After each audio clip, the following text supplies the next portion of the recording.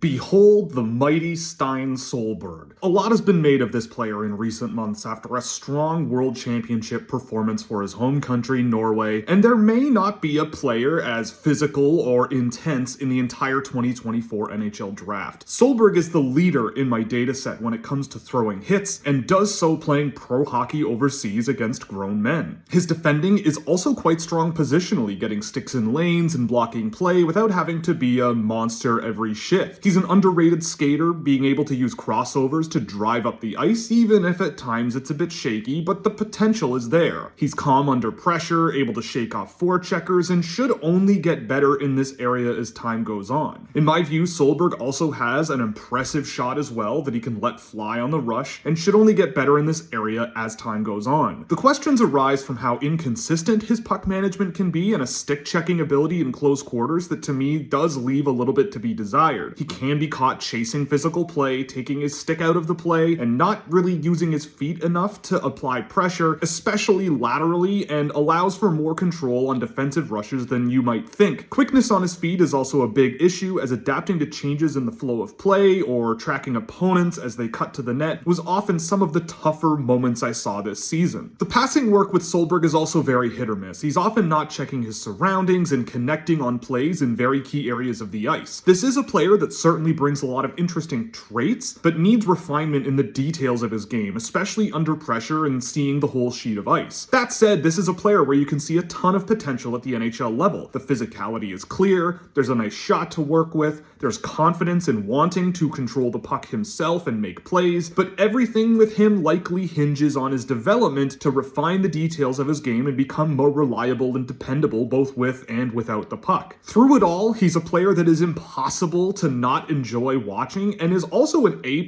human being, and everybody seems to love this guy. And with how much value that carries in the draft for a player with that kind of potential, but lacks a little bit of refinement, is going to be very fascinating to see play out in Vegas.